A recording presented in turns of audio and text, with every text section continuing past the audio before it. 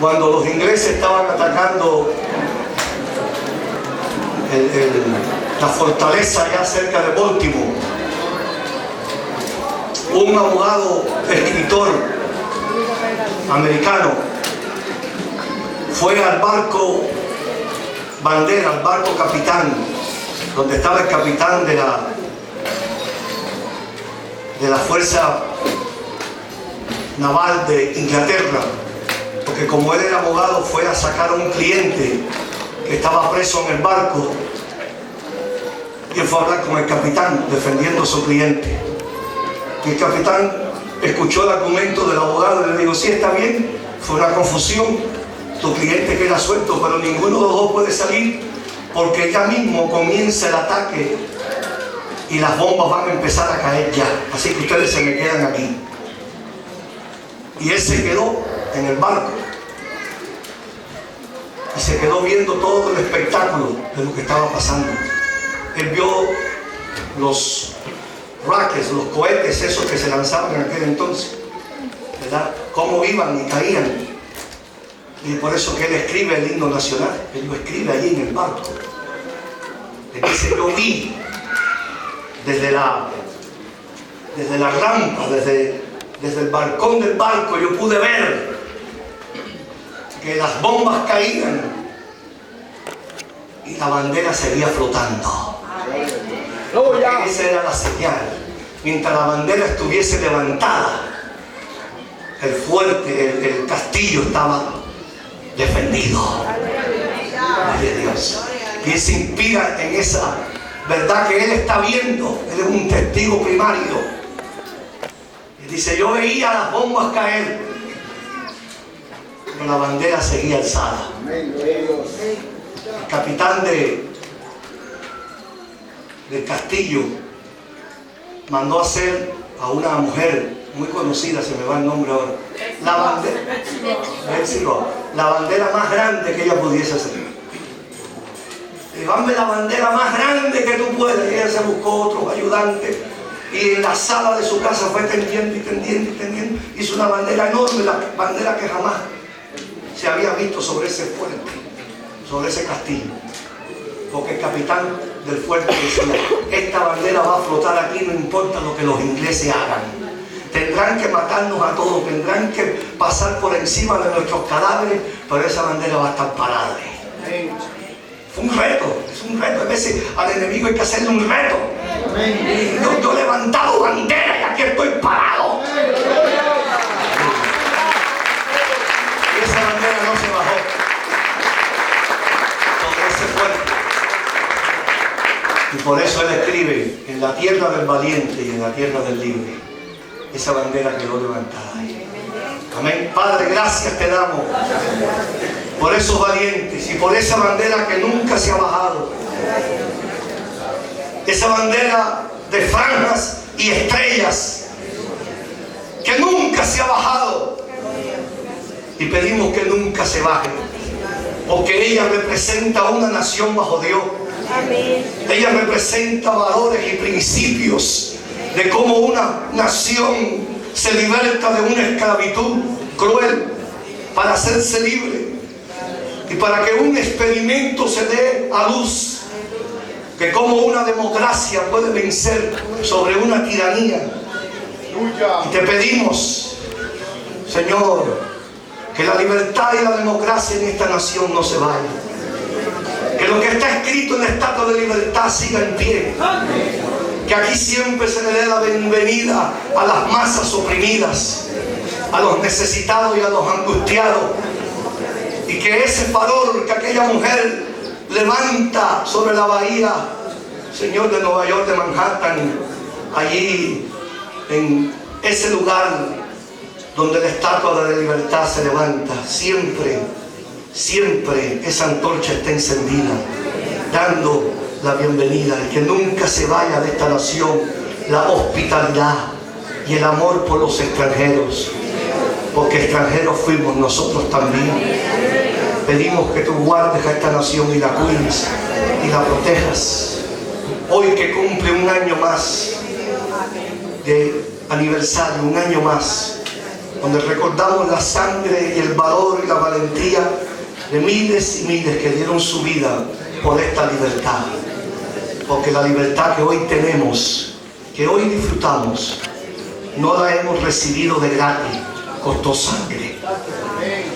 Gracias por esta nación y bendícela y guárdala. Guarda los ejércitos, guarda, Señor, hombres y mujeres que están hoy peleando para mantener esta libertad en todos los extremos de este globo terráqueo.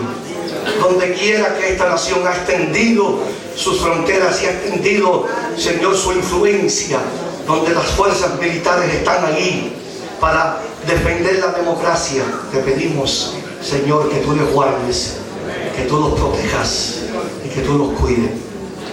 También hoy te pedimos por el pastorado de Aldana, Señor, nuestro hermano en la fe y colaborador con nosotros en la obra del Evangelio. Que tú lo guardes, Señor.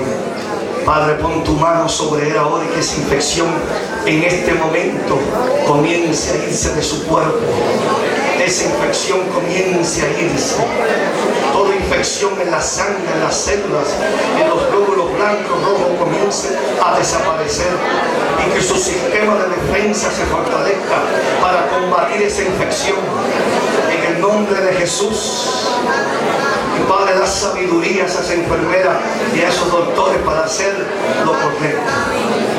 Te pedimos en el nombre de Jesús. Y te damos gracias. Gracias, Señor, por la sanidad que tú das. Gracias, porque por las llagas de Cristo somos sanos. Somos sanos. Vamos, hermano, si usted tiene algún achaque, algún dolor, algún malestar, ahora reciba sanidad. Hablamos palabras de sanidad sobre todo este campamento. Decimos que por las llagas de Cristo hay sanidad. Que así como en el campamento de Israel tú enviaste tu palabra y no hubo enfermo entre ellos, así en este campamento tú envías tu palabra. No haya ningún enfermo entre nosotros. En el nombre de Jesús lo creemos y lo declaramos por fe. Y en fe estamos parados. Y en fe vivimos. Y en esa fe moriremos. En el nombre de Jesús. Amén y amén. Pueden sentarse, mis hermanos.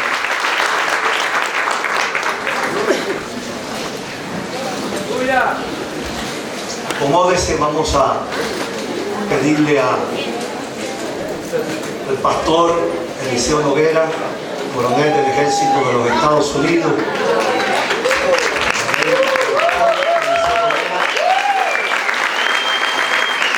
Todos los títulos no llega aquí. Presidente de la Asociación de Pastores. Este hombre me usa todos los títulos, ojalá que no fracase aquí ahora. Tengo que honrar esos títulos, ¿verdad? Lucha. Eso me acuerda de un señor, un predicador, que cuando van a presentarlo a predicar, el que lo presenta dice: hoy tenemos con nosotros al siervo de Dios, al hombre de Dios para este tiempo, al que tiene la palabra de los últimos días, con nosotros. Y le da todos los títulos que tenía y por haber. Cuando él va subiendo se va empujando y poniendo grande. Y el pecho le va creciendo y la cabeza se le va poniendo grande. Y cuando llega arriba y va a empezar a predicar, no le sale una palabra. Y no puede predicar. Y se confunde su mente. Y no sabe qué decir. Y mira para atrás a donde habían otros pastores presentes. Y le dice: venga uno de ustedes y predique. No puedo predicar, no me salen las palabras. Y entrega el micrófono y va bajando las gradas del púlpito donde estaba. Y hay una ancianita en la esquina que lo ve bajando cabizbajo, destruido, sin poder hablar. Y la viejita le dice: si hubieras subido como bajaste, tuvieras palabra de Dios.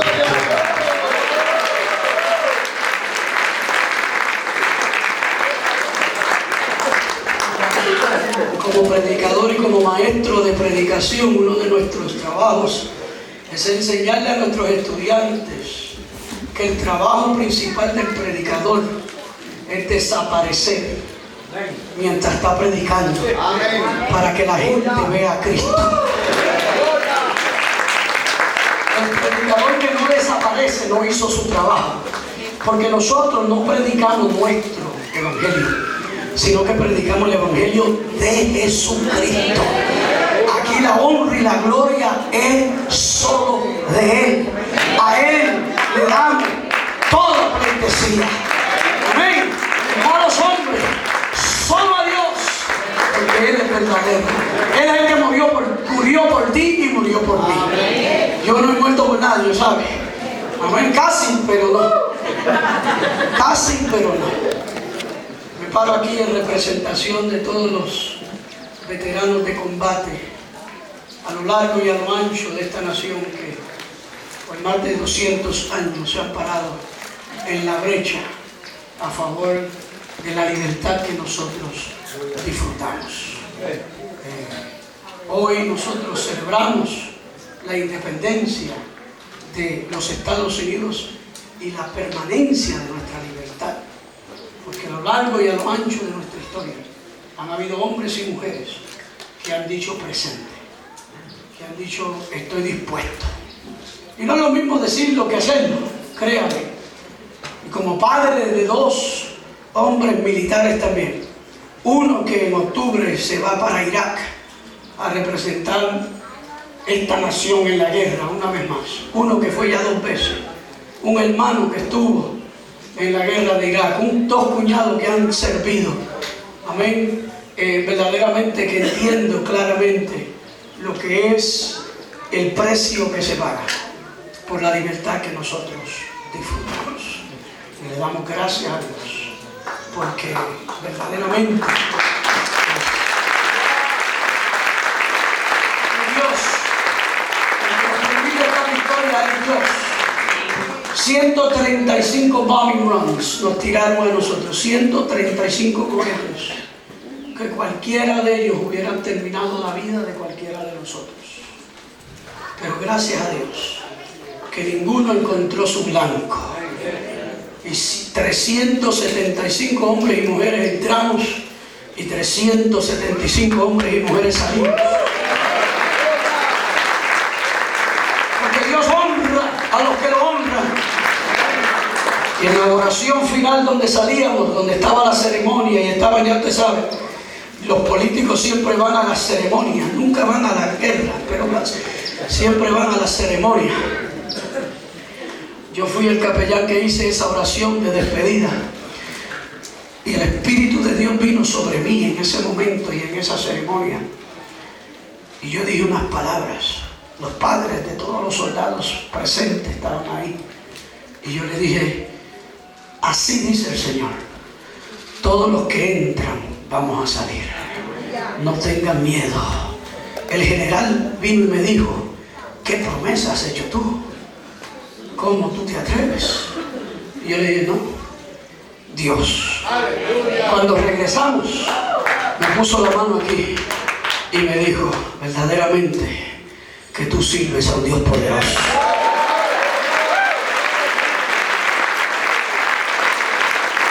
135 cohetes, 135 veces que nos tiraron bombas y ninguna encontró su blanco. ¿Cuánto da gloria a Dios? Pero vamos a dar unas palabras a la mujer más agradecida de eso, de mi esposa. Ven por aquí y saluda.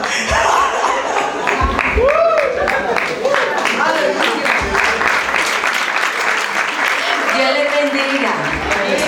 Gloria a Jesús. Qué bonito podemos estar aquí nuevamente juntos, como todos los años. Y estaba pensando, ¿verdad? En realidad tenemos un Dios obstinado. Gloria a Jesús. Un Dios que realmente, amén, en su mente está solo para bendecirnos. Y lo bonito es que aquí hay un pueblo obstinado también, obstinado en recibir esa bendición. Gloria a Jesús. Y aunque hay un enemigo que también está obstinado, más, amén, no tanto como nuestro Dios, porque aún más obstinado es nuestro Dios. Gloria a Jesús. Y ante Dios tiene que doblegar, ¿verdad que sí? Gloria a Jesús. Y ante un pueblo obstinado y ante un Dios obstinado, gloria a Jesús. Y les dejo este texto bíblico que es mi favorito. Dice Josué 1:9: mira que te mando que te esfuerces y seas valiente, no temas ni desmayes, porque Jehová tu Dios estará contigo donde quiera que tú vayas. Dios les bendiga mucho. Por ahí anda el suelo, también lo veo. Yo siempre está dando vuelta por ahí. Hay unos hermanos que andan conmigo, Papo, Carmen, y tenemos 2 enfermitos, así que están por ahí. Pero damos gracias a Dios. Voy a leer Romanos capítulo 1, un verso muy conocido. Si quiere, escuche, dice el versículo 16 y 17: porque no me avergüenzo del Evangelio, porque es poder de Dios para salvación a todo aquel que cree, al judío primeramente y también al griego. Porque en el Evangelio la justicia de Dios se revela por fe y para fe, como está escrito: mas el justo vivirá por la fe. ¡Oh, ya! Santo. ¡Qué tremenda expresión! Fíjense, nosotros hoy día estamos celebrando 500 años. Este año, octubre 31, se cumple aquel momento tan importante en la historia de la iglesia, cuando Martín Lutero, en la catedral de Wittenberg, allá en Alemania, lo que conocemos hoy como la nación de Alemania, se levanta en aquella catedral y clava sobre los postes de la pared de esa iglesia 95 tesis, donde él registra que la iglesia había perdido su camino, que la iglesia había errado en sus enseñanzas. No se crea que era algo simple o fácil de hacer. Martín Lutero, un clero, un monje de la iglesia católica, trató primero de ir por los canales correctos para corregir los errores de la iglesia. Como buen soldado de Jesucristo y como buen miembro de la iglesia de Cristo, quiso efectuar cambios de adentro para afuera. Pero entendemos que ya para este tiempo la iglesia había dejado de ser iglesia y era imperio. Y el imperio peleó en contra de lo que él quiso hacer. Y le dijo: no, rechazamos las correcciones que tú haces. Y lo declararon un hereje, lo declararon un falso, lo declararon, ¿verdad?, que no era una persona, era una persona non grata. No te recibimos. Y hasta la historia dice, aunque nadie lo acepta, que pusieron un edicto para que le quitaran la vida. Pero fíjese, es interesante lo que nosotros vemos en la historia de nuestra iglesia. Porque si miramos lo que llevó la iglesia allá en el 1517 a la necesidad de una reforma, miramos que la iglesia empieza con todo fervor, con todo poder. Imagínense, el fundador de la iglesia, Cristo. El que entrena, Él, para que continúe el trabajo de la iglesia, los apóstoles. Allá vemos que la iglesia empieza a desarrollarse. La iglesia se convierte en la enemiga de todos los poderes que estaban en existencia. Primero los judíos. Y las razones por lo que los judíos no aceptaron la iglesia fue porque la iglesia vino a transformar su sistema religioso. La iglesia venía a transformar todos los preceptos, estatutos que estaban fundados. Y el líder de la iglesia, el sumo sacerdote, vio esto como una eliminación del servicio sacerdotal y se opuso y buscó para que se opusieran todos los judíos. Ahí lograron que el judío se separara de la iglesia. Pero no solamente esto, y esto lo vemos a través de toda la historia, que el judío se rebeló tanto en contra de la iglesia que a través de su historia buscó eliminar a la iglesia. Ellos instaron en muchas ocasiones a que el imperio romano buscara a los cristianos, los matara, los aprisionara, para tratar de extirpar o exterminar esta red secta que se llamaba la iglesia. Mire, cuando la iglesia empieza a crecer y el judío ve que es una amenaza directa, el judío busca total y completamente eliminar la iglesia, pero no pudo. Al contrario, sucedió lo contrario. Porque si nosotros vemos la historia, en el año 70 después de Cristo, el general Tito entra arropando a Palestina y extermina lo que es el régimen de los judíos y termina con todo lo que es el sistema político, el sistema judicial y el sistema religioso de la nación judía, y la última fortaleza Masada cae unos años después y ahí desaparece Israel como nación hasta la era moderna, imagínense. Pero la iglesia no desaparece, todo lo contrario. La iglesia sigue su rumbo, creciendo. La iglesia sigue su rumbo, ¿verdad? Llegando a donde Dios la quiere. Le estoy dando un history lesson, voy a hacer rápido porque no tengo tanto tiempo. Pero miren, cuando la iglesia empieza a ser perseguida por el Imperio Romano y destruida, se meten a las cuevas, lo que se llaman los catacombs, las catacumbas, y se empiezan a esconder, y la iglesia es esparcida. La iglesia sale de Jerusalén, de Judea, sale de Samaria y empieza a llegar a los territorios gentiles, y la iglesia llega al mundo conocido. Pablo se convierte el gran misionero de la iglesia y empieza, ¿verdad?, con sus famosos 4 viajes misioneros a evangelizar el mundo. Pero el imperio le tiene el ojo puesto. Y el imperio dice, estos hay que eliminarlos. Uno de los más terribles fue Nerón. Nerón se levanta con el ideal de destruir, de eliminar. Y ¿verdad?, con pensamientos caprichosos, ideales caprichosos, ¿verdad?, quema Roma y le echa la culpa a la iglesia. Y la iglesia entonces, los romanos toman entonces la excusa que necesitan para quemar a los cristianos.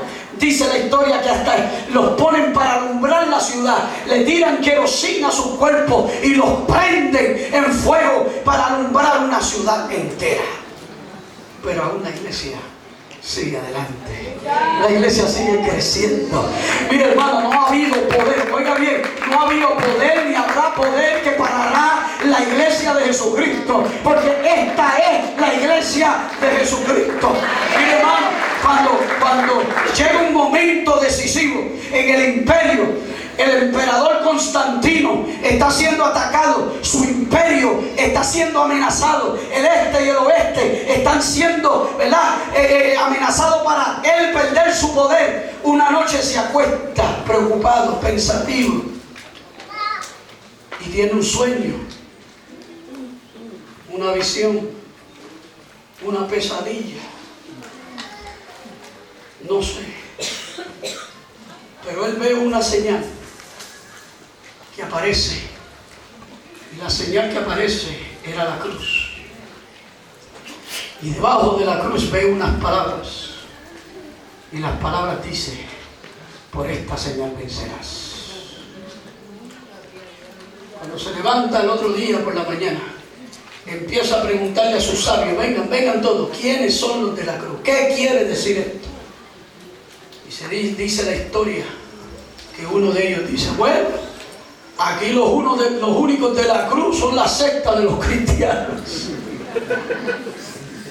Los que tenemos en cuevas, los que estamos persiguiendo, los que hemos matado, los que hemos quemado, los que hemos tratado de destruir, esos son los de la señal de la cruz.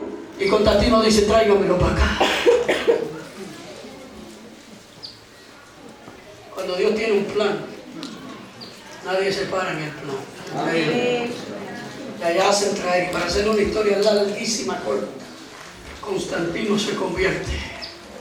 A través de los años del imperio, Constantino declara que toda iglesia, que todo templo dedicado a dioses paganos, todo templo que había sido puesto para adorar a los dioses del imperio greco-romano, tenían que convertirse en iglesias cristianas.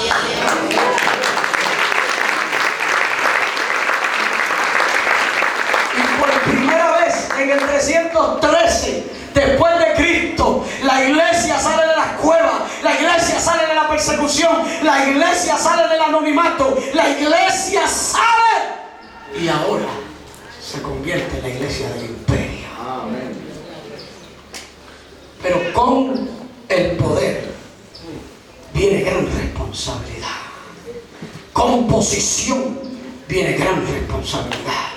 Con autoridad viene grande responsabilidad.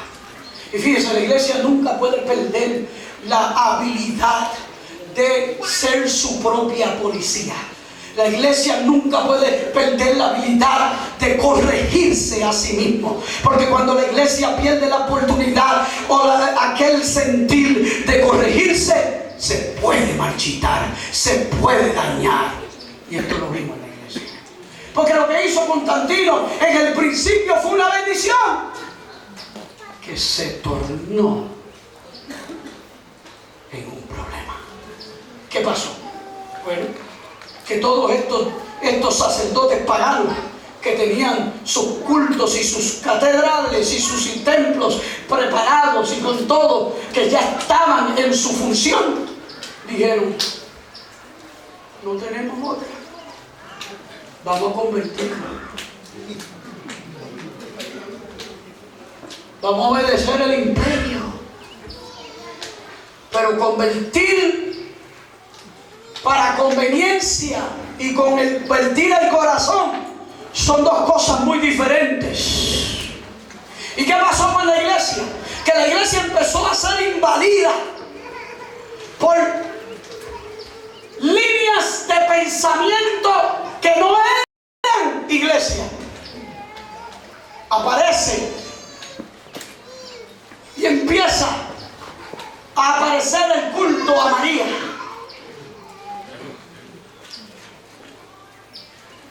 ¿Por qué?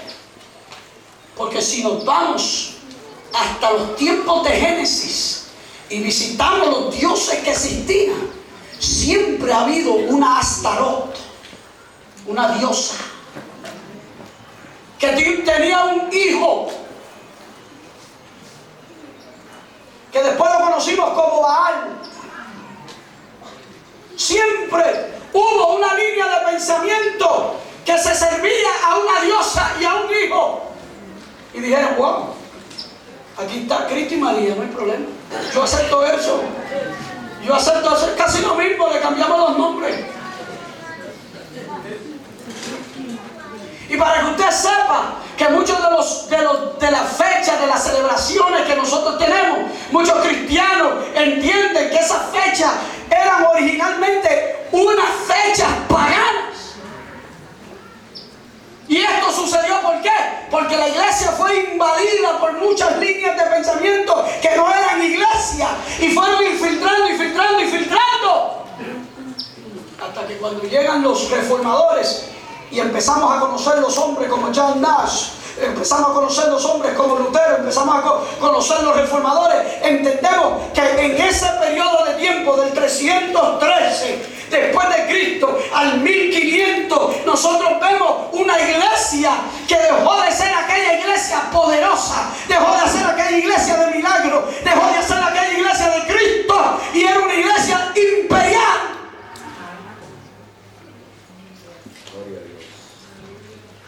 Y Lutero hace un peregrinaje a Roma.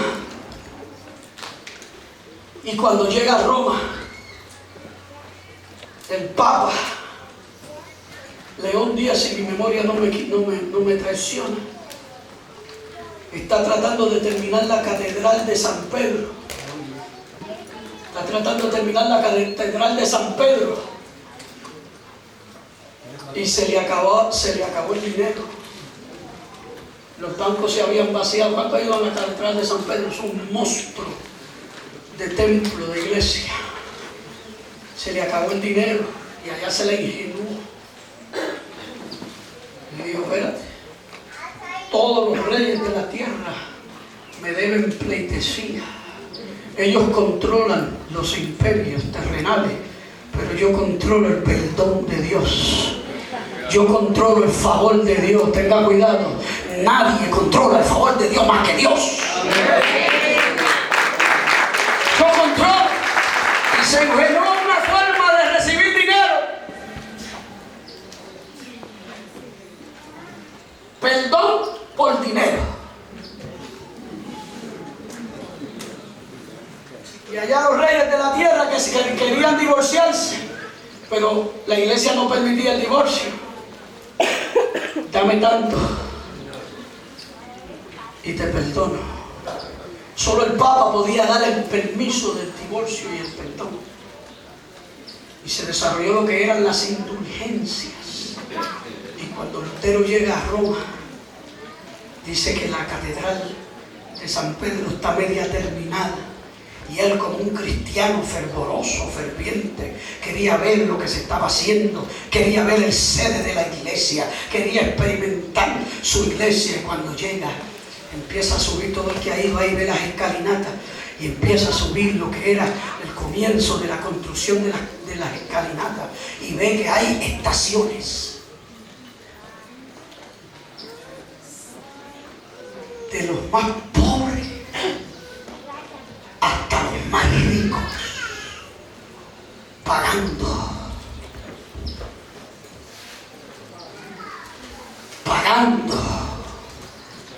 por el perdón de sus pecados. Y nace un pensamiento en Lutero.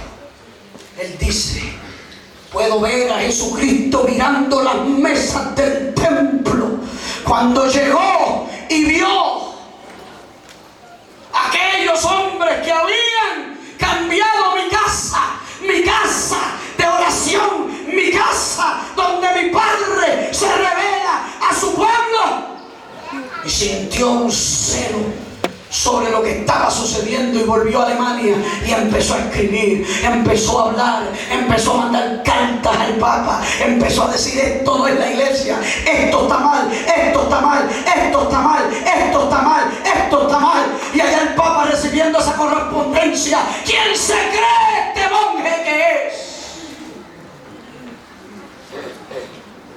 Y allá llamó a su policía especial, los jesuitas. Mira a ver qué me hacen con este hombre.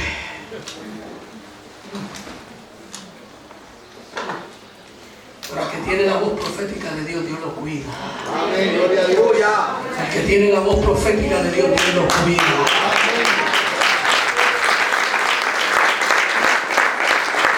Para hacer una historia larga, corta, Lutero comienza lo que hoy conocemos como la Gran Reforma.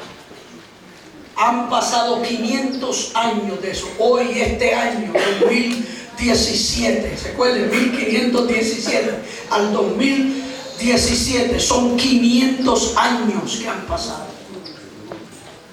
Octubre 31 se cumple. Miremos la iglesia un momento. Tomó 1490 para llegar al imperio. Para derrotar lo que era la persecución y llegar al poder. No han pasado tanto, solo han pasado 500 de la reforma. ¿Y cómo está nuestra iglesia? El que se olvide el propósito de la iglesia, se olvida la razón de ser de la iglesia. Dios nunca mandó a la iglesia a ser un imperio.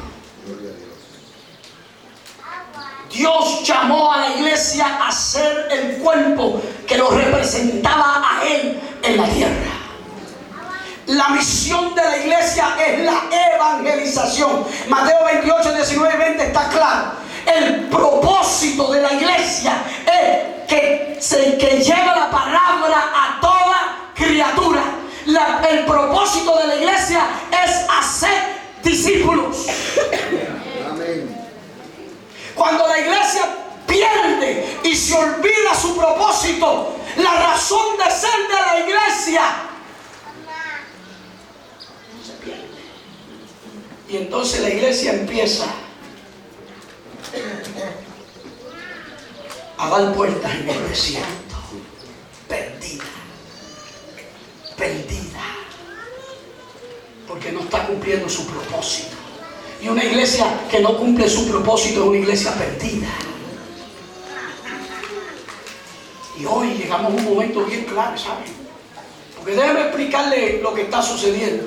Tomen esto de un pastor de 36 años, que ha visto la iglesia ir por más de 3 décadas en unos cambios que hoy yo estoy asustado. No debo estar asustado porque Cristo sigue siendo el Rey y Señor de la iglesia.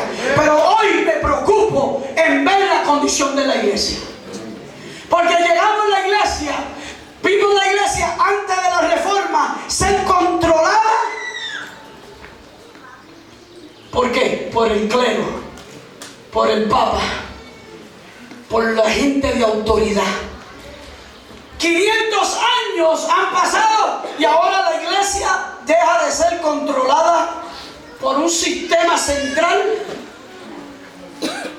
Porque antes no había doctrina que no saliera de la sede. Antes no había enseñanza que no saliera de la sede. Antes no había nada que no saliera de la sede. Ahora tenemos una iglesia que es controlada por la feligresía. Hoy no hay un sistema central. El movimiento más creciente en el mundo hoy es la iglesia independiente.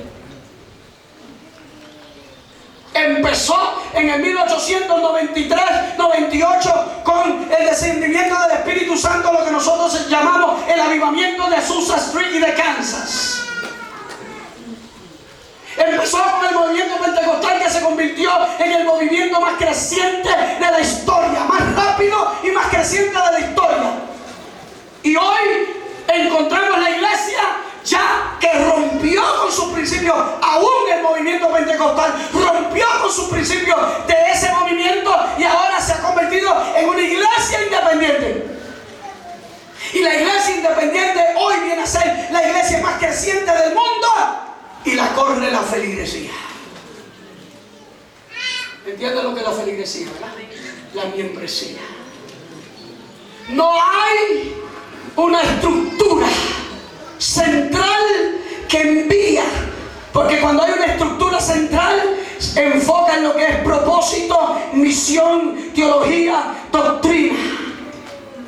Pero cuando no hay algo central, no se ve esos elementos tan importantes para que la iglesia siga una misión. Quiere decir que cada iglesia independiente, como es la suya y como es la mía, tiene que asegurarse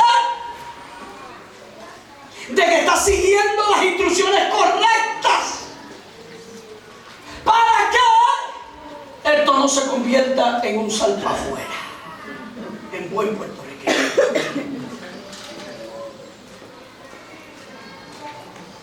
Y si no hay un gobierno central, ¿cómo se logra? Pues fíjense, se logra de la manera más clave. A lo mejor usted dice no. Se logra con la enseñanza y se logra con la gente aprendiendo cuáles son sus roles, cuál es su nivel, cuál es su posición, que Dios lo ha llamado a hacer, cuál es su llamado en su vida y qué debe estar haciendo. Amén. Amén. Dale la mano a tú que está a tu lado y pregúntale, ¿tú sabes por qué tú estás aquí?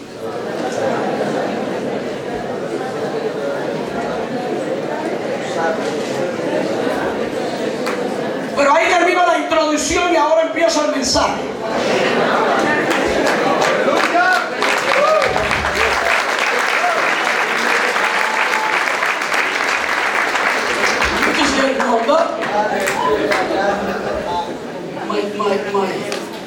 My throat now is getting there.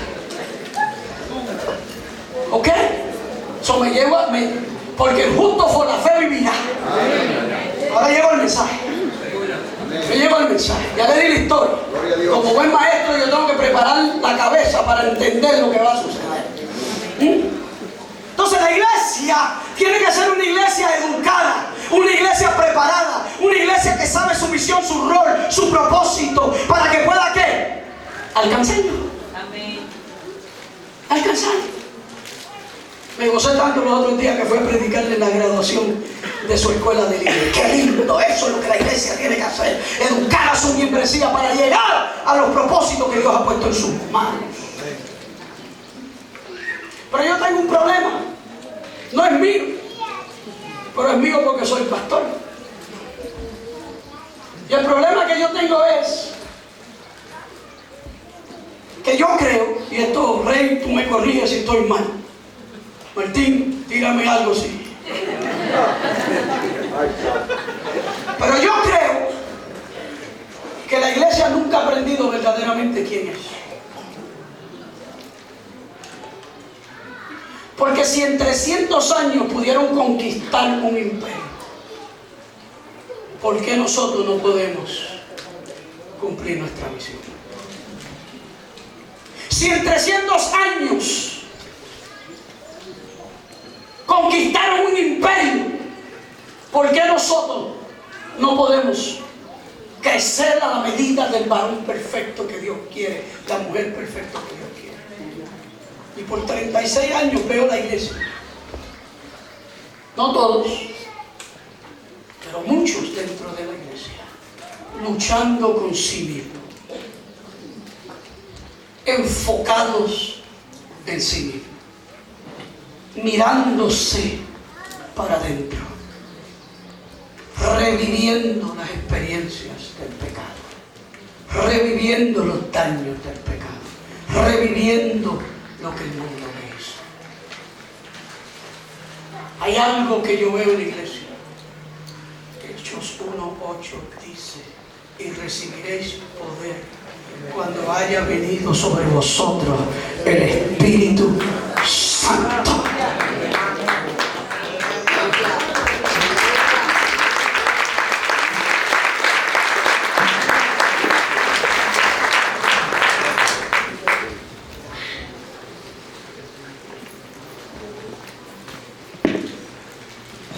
Yo veo la iglesia que está peleando consigo misma.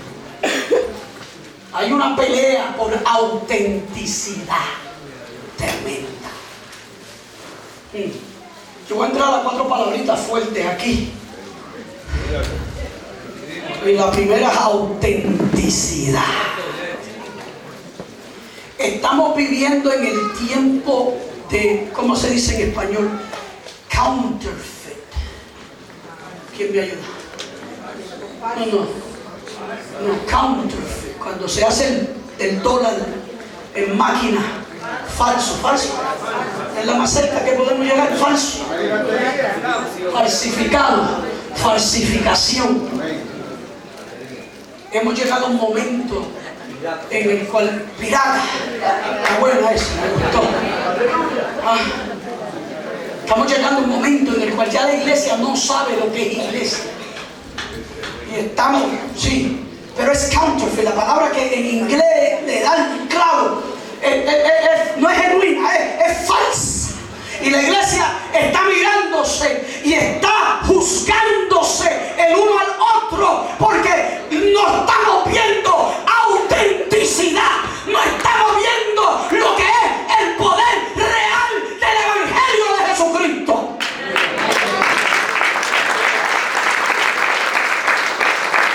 Cuando Pedro se levanta con el poder que dice Hechos 1:8, dice que Pedro empezaba a pasearse y la gente se caía sano.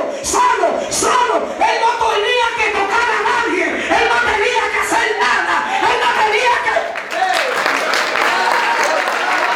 Hoy día si no te caes te soplan, hoy día si no te caes te empujan, hoy día si no te caes te echan agua. Eso no es auténtico. El poder de Dios no necesita gimmicks. ¿Cómo se dice gimmicks? Mi intérprete, ¿qué pasa? ¡Trucos! Hechos 1:8 no dice: y recibiréis la habilidad de confundir, y recibiréis la autoridad de coger de bobo.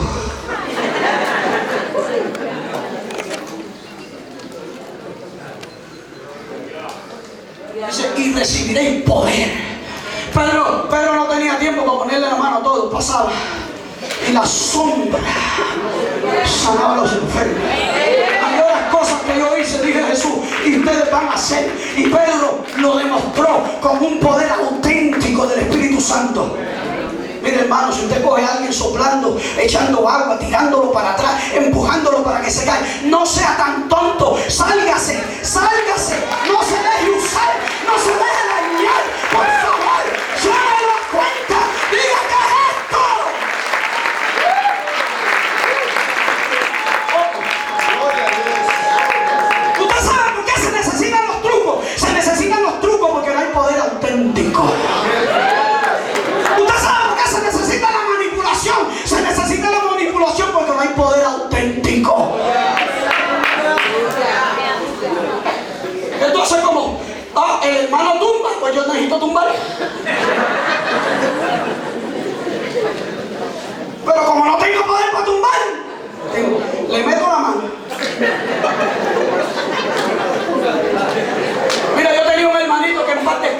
murió el hermano Juan Medina. ¿Cuándo lo llegaron a conocer?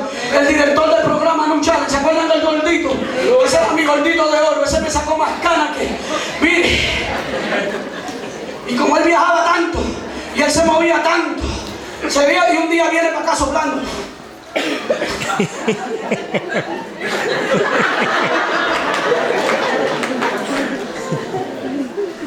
Lo llamé a la oficina. ¿Qué te pasa a ti? ¿No has visto en la iglesia, en la Biblia, que dice que hay que soplar? ¿Dónde tú traiste eso? Oh, esto es lo nuevo de Dios. ¿Qué es lo nuevo de Dios?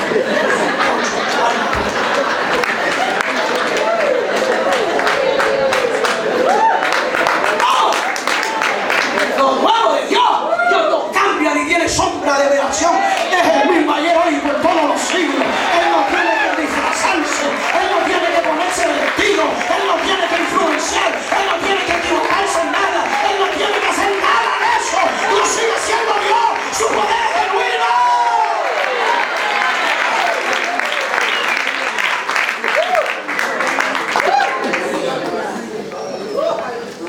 Pero el problema es que la feligresía está en control de la iglesia y allá van volando. Todo el mundo quiere ver el show.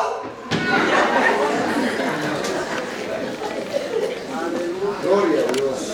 ¿Cuándo se acuerdan de Chichito? Tremendo siervo de Dios. ¿Verdad que sí? Hombre que nadie le pudo poner el dedo nunca. Hombre de integridad. Su teología a veces pues, pero está bien, estaba empezando. Amén. Pero era un hombre tremendo de Dios. ¿Ah? Y yo me acuerdo que yo llevaba a la iglesia las campañas de allí. Y tú sabes quiénes los primeros mirando para ver si Dios hacía algo. Los cristianos. Porque la falta de poder en tu vida es lo que te ha llevado a donde tú estás. Autenticidad. Hay que ser lo que Dios nos llama a ser. Segundo, integridad. Integridad. La falsedad de la iglesia pentecostal.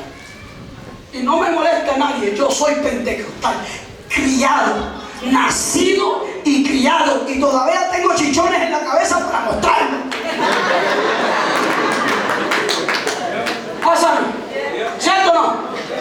Todavía tengo los chichones para demostrar. ¿Ah? Así que nadie me diga nada. Yo sé lo que yo estoy hablando. Amén. ¿Ah? Y nuestra iglesia, en búsqueda de un poder genuino, ha vendido lo que trae el poder. Y lo que trae el poder es la integridad. One piece, one person. La dualidad, ¿bien? La dualidad del cristiano es la razón por la que no tenemos el poder de Dios. Dios no puede ser burlado. Él está buscando vasos limpios, santos, para manifestarse. Pero hemos aprendido este juego muy bien. Toda la vida he predicado de lo que el predicador de ayer dijo en el parqueo, pero yo siempre lo he predicado toda la vida, que cuando hay gente que entra a la iglesia, en la puerta de la iglesia hay un transformador. ¿Dónde está el electricista? Hay un transformador que cuando la gente va pasando, pasa.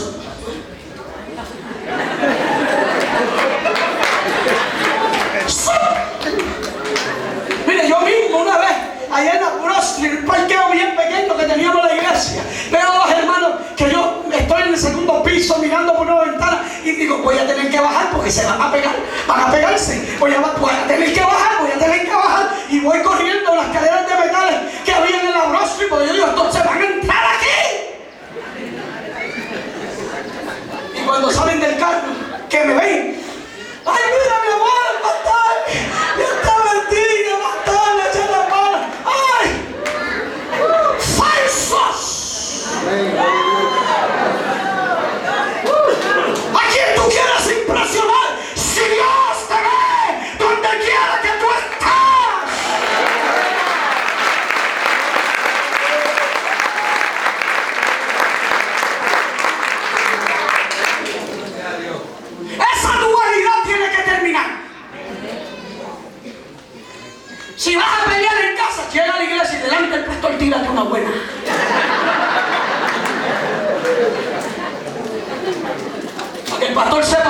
meterte la mano y ayudarte. Para que el pastor sepa qué tú necesitas. Pero usted sabe por qué vivimos fuera de integridad. Vivimos fuera de integridad porque nos acomodamos a un sistema que no es el que Dios quiere que nosotros vivamos. ¿Ah? Y como de noche nos contentamos. Mira, yo tengo una pareja que está a punto de divorciarse, pero de noche se contenta. Ella le estaba dando la historia a la pastora y la pastora dice que sí, después de pelear y todo eso. Sí, porque si no, ¿para qué vamos a estar juntos?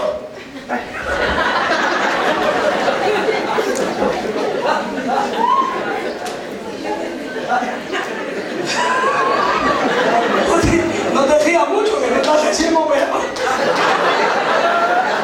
¿Ah? Increíble. De noche hemos aprendido a vivir mal. Y esto es lo que tenemos que corregir.